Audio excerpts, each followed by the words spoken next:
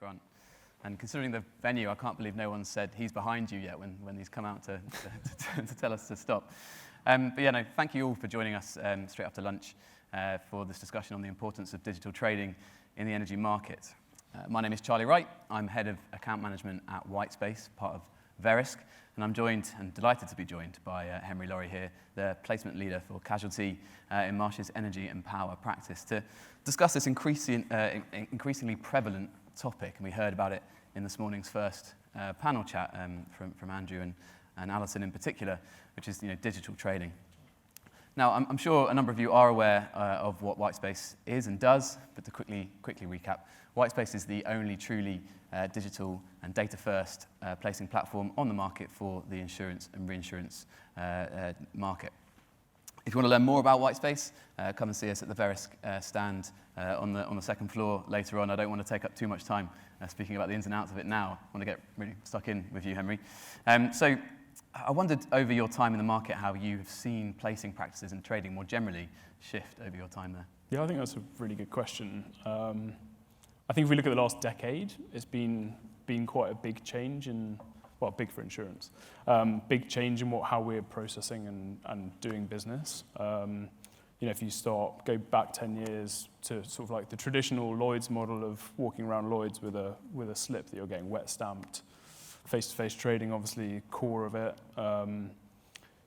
People stamping slips. That's what we did day in, day out. We then sort of went on that stepping stone to electronic placement, where we sort of removed that wet stamping element and moved to an electronic platform. And then I guess the next step, which is kind of what we're here to really talk about, is the digitalization of that. And so some of you might be sitting here going, well, electronic placement, that was the first big thing. And I think the key differentiator between electronic placement and digitalization is what we're actually doing with the information that we have. And I think the electronic placement was a great stepping stone for the industry to kind of test the waters in using tech in what we do. And I think as we move into the digital era, it's now about how we use that to enhance what we're doing for our clients and as an industry step into the slightly more modern world. Yeah, absolutely. I think that's such an important distinction, and I think it was Stephen Catlin who said it. He was on our advisory board. He said it's amazing how many people don't know the difference between electronic and digital, and a lot of people will think that a document on a screen is digital just because it's on a digital screen, but that's not the case. Data being traded, it means that's what digitalization or digitization means. So it's a really important distinction. Is that the passion that kind of got you to go and work for Whitespace? Yeah, it is in a lot of ways. I think mainly my passion is to help customers, and ultimately coming to Whitespace, it was to have an opportunity to change the market in a really meaningful way. I started back at Catlin well over a decade ago now, and was lucky enough to be part of the graduate program there. And as part of that, we got to rotate around each of the different divisions of the organisation. And so I spent some time in claims, in ag modelling, but also in underwriting at the box. And I was struck as a kind of fresh-faced graduate coming out about how manual the processes were. And it's no secret to anybody here, but I was used to go and scan documents in so that they could be rekeyed into a system next week by somebody offshore. And that really stuck with me, is that there must be an opportunity here to do this slightly more efficiently, at least. And my next step in my career was to a fintech that was actually operating more in the banking space, but they had another platform that was data focused, and they were able to kind of normalize data very, very quickly and give it to people in one format, but also using APIs, which is a word on some people's lips at the moment. So much to kind of transact business, and their attitude to that was like it was, it's always been here, which is so different to what I'd experienced in insurance. So obviously, banking's quite different in terms of its model. It's simple transactions, not like the kind of complex financial transactions that we deal with all the different data points and so on. But I felt like the insurance industry could learn something from that. But when I got a call from, actually now your colleague, Lucy Card, who was then at Whitespace, to say, would you like to come and join Whitespace or have a chat about it at least, my first step was to watch the demo of the platform which we run, and I was won over immediately. And to be honest, I've heard that from quite a lot of people. 3 years on, We're still changing that platform. We're still trying to deliver functionality for brokers and underwriters to help them do their face-to-face trading, but being enabled in a digital way, trade that data between the parties. And that's been a very fun journey to be on so far, for sure. And how do you think digital trading, as you move towards that, from that stepping stone of electronic placement, how do you think that's going to benefit your clients ultimately, and how quickly maybe will that happen? I think that's probably the key question to making this work. As any industry, people are slightly resistant to change, and I think we're not alone in that. And I think stepping into this digital era has to be client-focused and industry-focused, so it has to benefit both parties. So from my perspective, I think the biggest win for digitalization comes from innovation. And there are so many different things that will tie into that, but I guess it's underpinned by data. And I said, essentially, digitalization is us dataizing the insurance industry. The amount of data that we process as an industry is astronomical, but what we do with it and how efficient we are with it is pretty abysmal. I think if we learn as an industry how to truly enhance that, the innovation that we could offer to clients and the solutions we can offer to them would become astronomically big. And that ties into the first panel this morning. We're talking in depth about the London market have to stay relevant. We have to find solutions for clients. We have to be willing to and have an appetite for risk. And I think if we find a platform that enables us to collect the data to find the innovative niches that we're currently not accessing, that would be a massive win for London. So collect this data, enhance that, we can do that. We can look at the data sets, identify niches, and pull solutions for those clients. So how do we do that? Well, at the moment, London is obviously famously targeting big specialized risk. Does the data set we collect now mean that we can access a much wider group of clients? So clients that traditionally wouldn't access London, does that then become a portfolio solution for us to look at that? And I think they're the things that we need to be thinking about. And I think the underlying data set gives London scalability and a better understanding. I mean, we think about the energy transition and we kind of try to align that with the insurance transition. And it's like, well, what does that really mean? And so it's just how we can, as an industry, underpin the underwriting decisions that people are making with good data. And I think the biggest issue for any innovation in our industry is the lack of data. We often think about a solution or new technologies, and everyone becomes quite apprehensive because we don't have the data set to back that decision. And I think as we become better as an industry at collecting that data and using it effectively, then we're going to be able to drive that change and innovation. I think the second part, which is obviously the part that we're all kind of hoping is going to work the best, is the efficiency factor.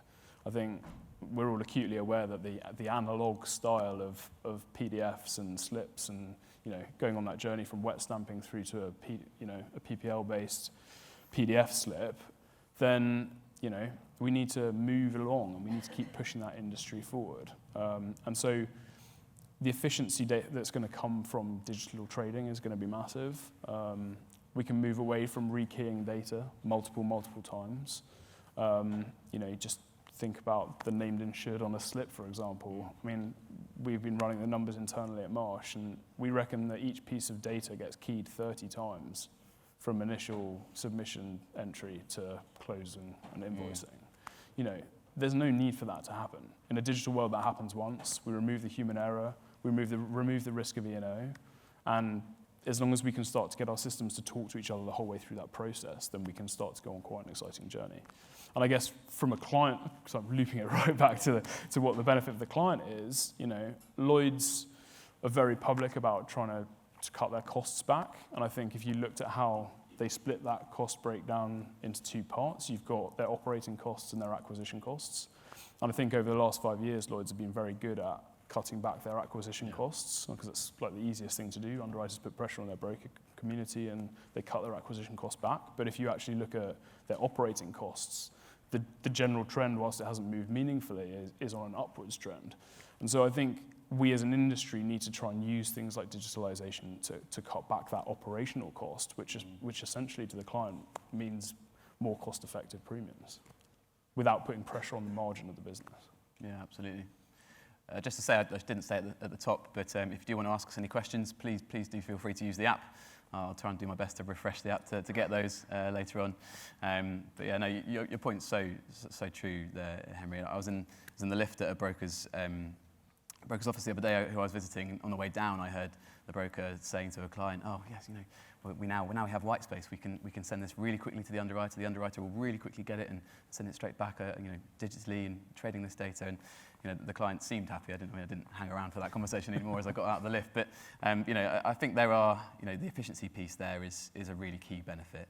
I think that also comes from, if we think about what underwriting looks like today versus perhaps 20 years ago, the volume of data that we're expecting insurers to go through to analyse a risk is so much larger than it used to be. Absolutely. And so how do we then digitalise that? I mean, that's then the next step, isn't it? It's just, how do we make ourselves so much more efficient in that?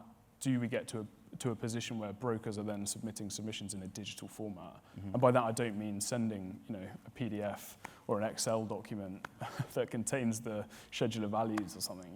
The Financial Times were quoted the other day about the stranglehold that Excel has on insurance. Mm. I think everyone in this room can probably relate to that for sure. Probably within the last 24 hours has looked at an Excel rating model or an Excel spreadsheet, and it's just like, as we move to this digital era, we can start to move away from our reliance on sort of less complex tech and start move towards technology that's going to be able to help us do our jobs better and more efficiently.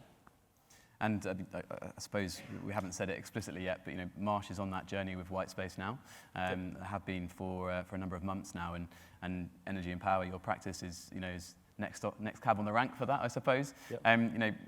What do you see the timeline of that, and how do you envisage that working from your practice's perspective, as well as anything you've heard from your colleagues in the rest of Marsh? Yeah, absolutely. So, obviously Marsh very public about the fact that we've now going to partner with Whitespace. I think for us, that was the biggest stepping stone in that 3-step that I kind of talked about earlier, going from wet stamping to electronic placing to digital platforms.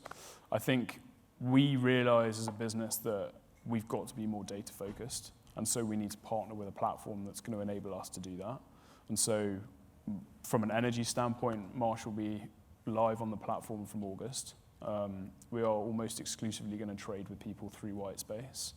We are going to use it from a full quote to bind stage. So that means we will be submitting quote, submission data, everything through the platform, all the way through to bind phase. The reason for that is that we believe, as a division, that if you're not using it for full spec, then it just becomes another electronic placement platform, which is absolutely not what we're trying to do. And I think for us, we see it as the future. We want to be able to collect that data. We want to be able to use that data to improve the industry and drive that change. And I think if we don't embrace that, then that's not going to happen. And so, we're really excited. Obviously, we're not currently active on that platform, but for us, we can see all the positives from it, and the teams that have been sandbox testing that in the background, the results have been fantastic. And for us, it enables us to create a bespoke data set, which in the past we've not been able to do. Just the speed of the data we're going to have is going to be astronomically different. If I look at traditional Marsh data, it's always been a bit of a 30-day lag while we look at how premium's been processed through our systems, been closed, been invoiced. So we've had that time lag. With the new data tagging system within Whitespace, we can have data that's 30 minutes out. So we can literally have a dashboard, sit down with insurers when we're going through our relationship management stuff, and sit with them live and say, well, 30 minutes ago, this is how our book looked, and this is what your average line size is on this part of our portfolio. This is how it's performing. So it's not just about creating innovative solutions, but it's also about sitting down with our partners and working out exactly which part of our book they want to look at. And so as a broking platform, it doesn't just become about the single placement. It then becomes about the wider relationship that we have with our insurers and how we build that for the industry, essentially. That's how we're viewing it. And we have longer term goals for what we think we can use Whitespace for. Obviously off the bat, we're using it as a placement method. So we're using the platform for quote to bind stage. But I think the way that Marsh are trying to view this is that we can use this as the next platform to digitalize submissions. I sort of mentioned that earlier, but it's just about the role of the broker changing slightly in that Clients still submit us that data in the traditional formats of Excel spreadsheets or PowerPoint presentations. It's then our job to turn that into data that we can then submit through the platform. And the end goal is that talks to underwriters' underwriting models. We automatically know whether an insurer wants to see that risk. We automatically know if it's in scope for facilities that we might have. Absolutely, yeah. I mean, I don't want to make it sound like the possibilities are endless, but that data can then be used to start running sanction checks. It can look at insurer licensing, and there's no reason for some of the very manual tasks that we're still doing to become automated or more efficient. I think the key that we want to say in part of this is that we're not trying to kill the London model. It's not. Yeah. This is a tool and a platform that we're going to use to support the way that we trade face-to-face in London. That is not something we want to stop. We genuinely believe that that gets us better results for our clients, and that's what makes London unique on a global scale. And so it's just about how we use face-to-face analog trading as we do it today and move that into face-to-face digital trading and how we go on that journey. Yeah, that's really interesting. I was still listening to you, I promise. I was just checking on the questions, and you've just touched on one of them there. Won't this erode the face-to-face human element of trading in Lloyd's, which is so valuable? And it's been a message that we've carried on, trying to push out there. We're not here to replace that. We are here to enable it further, make it quicker. When you get back to your desk, or even while you're at the box, or at the desk, we've got a Whitespace app on an iPhone or a tablet. You, as a broker, can send that over to the underwriter while you're there, show it, and they can sign it while you're there. It's not designed to get rid of that. Just going through the other questions that we've got here. I'm just going to pull on go that for last it, point, because so just from background on me, I started my career on the Lloyd's graduate scheme, and as part of the interview process, we were asked this question about, if you could draw a futuristic Lloyd's, what does that look like? And we, as a group of ultra-keen graduates sat in a room, we started talking about how brokers might be able to walk around Lloyd's with iPads, and we'd be able to flick the submission onto the underwriter's screen, and we'd be able to do that, and everything would be electronic. We're not that far away from that being the reality, and that doesn't change the way that we interact with our insurers. I think, if anything, it should make the process simpler. We can sit down, we can change slips and adjust things digitally at the box. We're doing that within the system, which means that you don't then have to go through a processing team, your account executives change the slip, you resubmit it, then you go back to the underwriter and say, we've made these changes. That's all done in the platform. Everything changes it. And the nice thing about Whitespace is that you have the compare feature. So an insurer can literally look at one document and another document, and it will tell them exactly what's changed from a contract certainty standpoint. Absolutely. I mean, you won't believe me that I was at another customer yesterday and sitting with an underwriter, and they said one of our younger members of the team found the compare functionality for the first time yesterday, and they said it's a game changer. And she was like, I can't believe you only just found that. Being able to see those side by side without having to compare 60-page documents. Absolutely. I mean, it removes that dreaded question that every broker gets, which is, can you confirm that there are no changes? Yeah, exactly. It's just, actually I can, because it literally does it for you. And when you're at those really busy periods of time, I mean, again, this underwriter said that removes so much risk there. I can just do it really quickly, see it instantly. One of the questions, just to cover that off before we finish off, is if Whitespace reduces costs and improves efficiency for a broker, why should insurers pay a premium to use it, thereby profiting the broker? I mean, obviously, I'd say Whitespace is incredibly reasonably priced, but but aside from that, the potential benefits for an insurer are, there are as many as there are for the broker. The potential for you to streamline your processes, pass that data directly from the risk data that you've been transacting on your screen in that contract of insurance directly to your policy admin system is very, very possible. You touched on some of the other really interesting things around appetite matching, the fast follow, digital follow kind of things, and even auto declining. You don't have to spend time reviewing every single risk. You can write some rules to auto decline that using Whitespace workflow automation. So there's so many opportunities there to benefit from using Whitespace on both sides. And I think overall that's the main message. Brokers and underwriters working together, getting a very similar level of benefit out of it, and also overall benefiting the market and its move towards that modernisation target that we have to hit. Yeah. I mean, the sort of basic response to that is also, we think about the change that the market made when they moved to the very first market reform contract. The reason they did that was to streamline the underwriting process. It made a very structured document very simple, so that people could look at a risk, know exactly where they're going in a document, and then underwrite it. essentially we're trying to do exactly the same thing. I mean, Blueprint 2 talks about MRC v3. For those of you in the room that know what that is, it's like we're moving to a digital MRC as well, which enables people to tag data. Yep. And I mean, essentially the Whitespace platform is doing that, and Yep. it's ready for that. And so for us, it's that journey and how we're going to move, and you know, insurance has to continue to develop, or we're going to fall out of scope, and Lloyd's and London are not going to become as relevant as they need to be. Exactly. And I think if we're not doing it, then someone will. Yeah. We're not just one insurance hub in the world. There are rival hubs that are trying to do what we do, and I think this is a really easy opportunity for London, with its already centralised approach, to really enhance on that and take us onto that next step. Absolutely. It's my turn to say he's behind you now. Yeah. So Grant's joined us back. Yeah. No, I think we've covered everything there. That's brilliant. Thanks for joining me. Thanks, Charlie. Henry, Charlie, thank you very much.